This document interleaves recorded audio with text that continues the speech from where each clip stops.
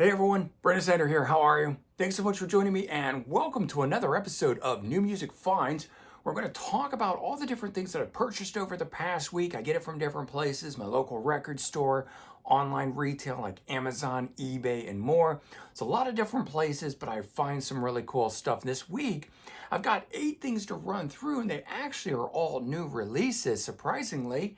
I didn't buy any like back catalog stuff or used stuff or whatever, so kind of different for me. Usually I have a little bit of the old and the new, but this is all new releases. Now, some of it reissues, so I guess technically you could say it's old in that regard. But anyway, 8 things to run through with you. We're going to get into it here in just a bit. Before we start, if you're new to my channel and you haven't already hit the subscribe button, please do.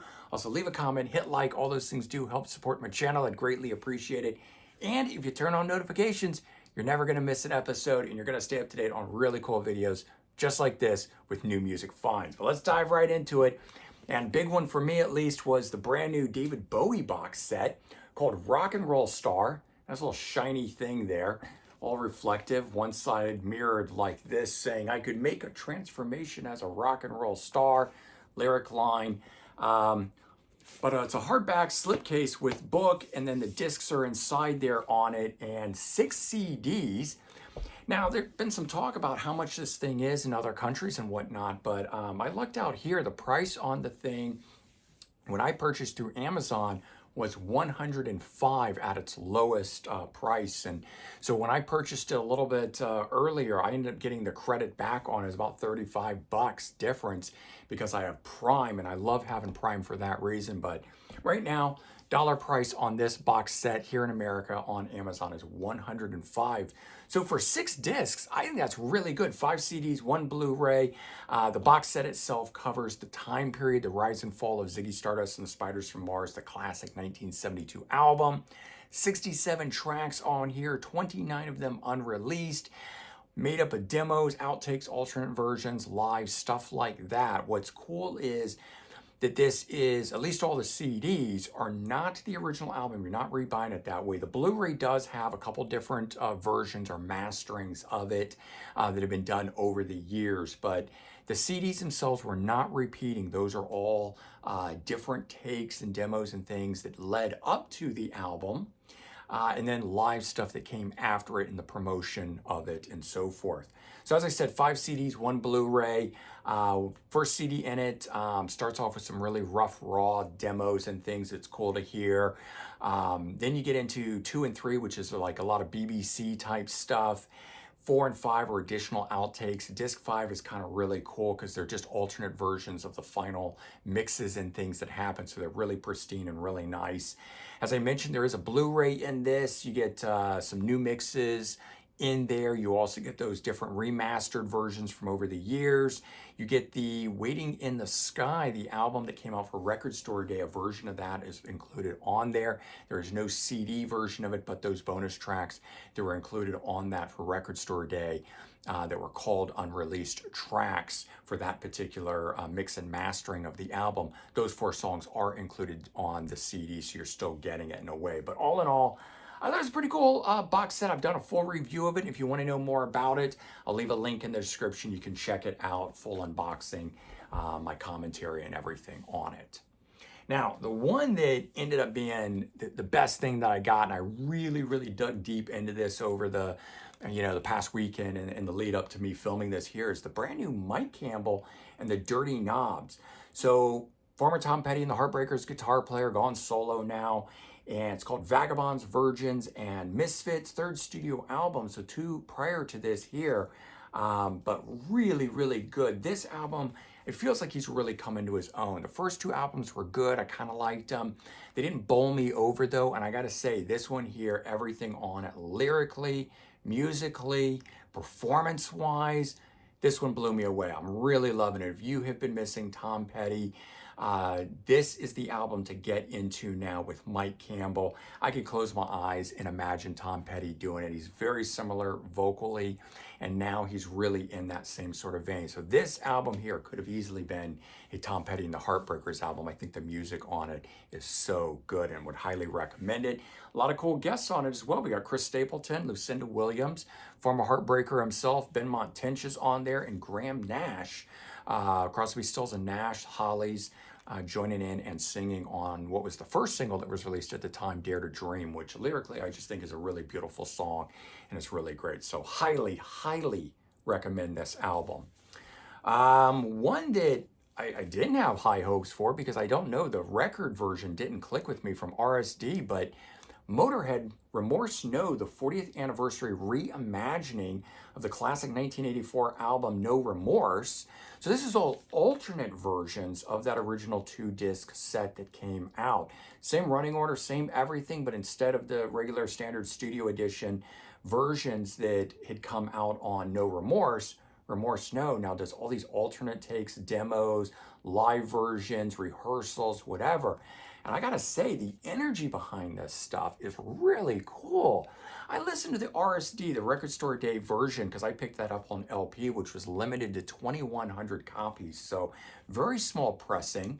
Now it's finally gotten the wider release, and I wasn't sure if it would happen. Sometimes they say things are gonna get wider releases, and then they don't, and I didn't want to take a chance, so I went ahead and bought it. And I played it at the time and I thought it was pretty down and dirty. It just seemed like they were scraping the bottom of the barrel. I think I might have even commented that. And it may have just been the record or hearing it that way. I personally think CDs sound better. I know some people would disagree with me. But I gotta say, when I was listening to this, I thought this sounded pretty darn good. So even the stuff that the older live tracks that I thought were pretty raw before, in fact, I don't know, maybe just my mindset now when I'm listening to it, but I really enjoyed it.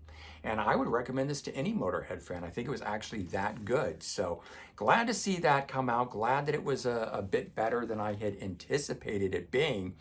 I'm still waiting on my Black Country Communion. I'm expecting that in a few days, so not here, but the one I just got in the mail right before filming this, and so I can't wait to dive into it, is the Paul McCartney and Wings One Hand Clapping album, 2 CD live archival album, but it was recorded in a studio, Abbey Road Studios to be exact, and was done for a documentary that never happened. They later would air the live concert, but apparently it's kind of been lost for a very long time and has rarely been seen. I kind of wish we had gotten that live performance. I don't know why it wasn't included. This is just a 2 CD live material of it getting a release 50 years after it was originally recorded, and that in and of itself makes it pretty cool. But I gotta say, again, I did not think much of this. I thought, okay, great, just another live album, throw it into the collection.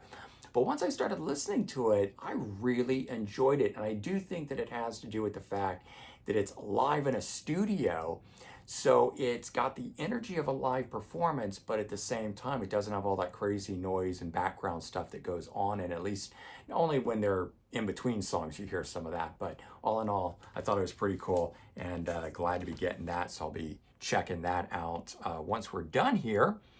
And next up is Axel Rudi Pell. So German guitar player that has been doing this for a really long time. I think he's been doing this for, God, I don't know, 30 plus or longer.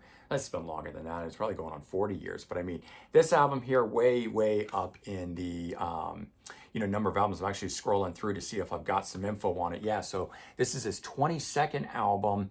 Didn't realize it was that far, that he had been around doing the solo thing. Because before that, and I forget which band he was part of, he made some albums and stuff, but then struck out on his own. So he's been doing this ever since. And I really like this album. I don't know, I guess my mindset wasn't in it the last few weeks leading up to this, because so many of these things I didn't expect a whole lot. And then after I sat down to really listen to them, when I got it, I loved it. But when I initially streamed this one, when I initially streamed the Motorhead, they didn't move me. And this is classic case where I would say you can't always go off of that initial stream. If you don't like something and think it's this horrible album, sometimes when you get the physical thing and you pop it on your stereo, it's entirely different for whatever reason. and your mind is more into it. It's the tangible nature. Who knows, just at a different time. But this album here really grew on me after I got it. And I really like the third song on here, Guardian Angel. It's just outstanding.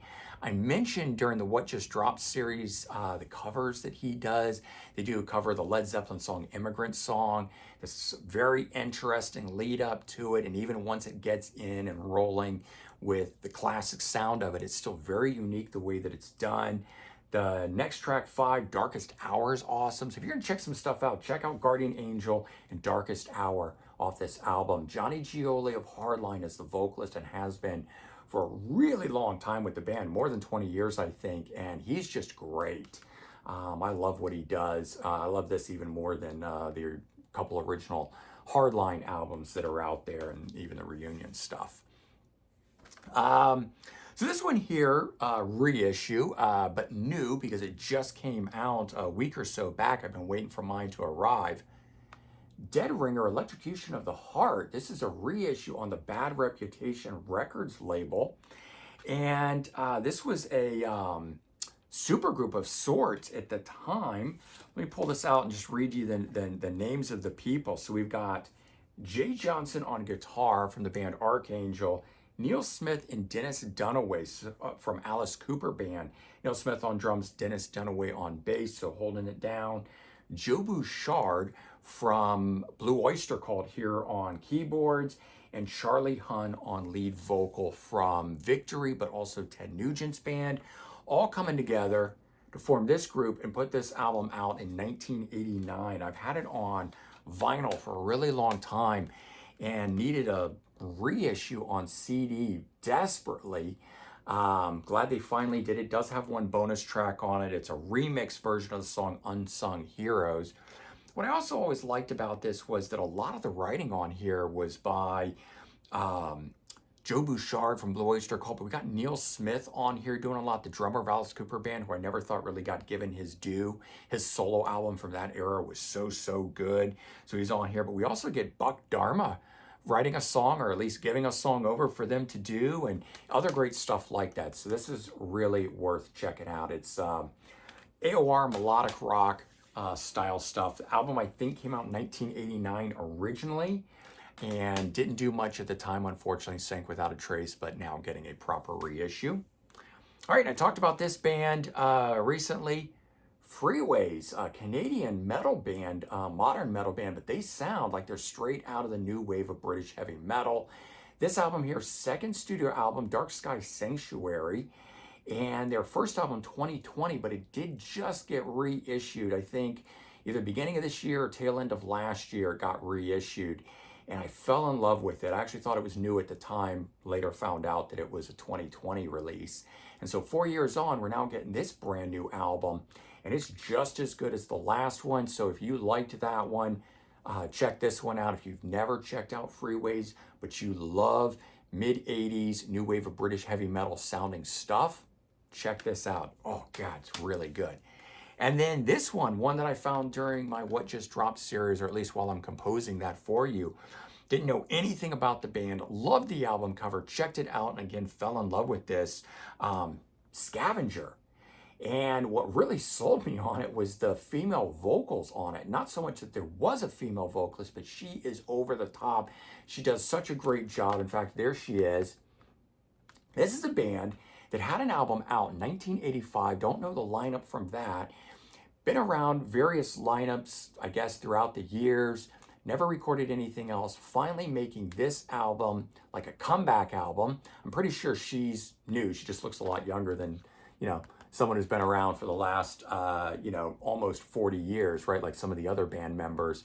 This is a great album. If you are a metal fan, check out this band, Scavenger, man. This is called Beyond the Bells. That first album I can't seem to find anywhere, so it's long out of print, I guess. Hard to track down at this point. But this album here, Beyond the Bells, so good. It's out on No Remorse Records. Definitely worth checking out. And those are the 8 things that I picked up. A little bit across the board, but it was all new releases and really enjoying it.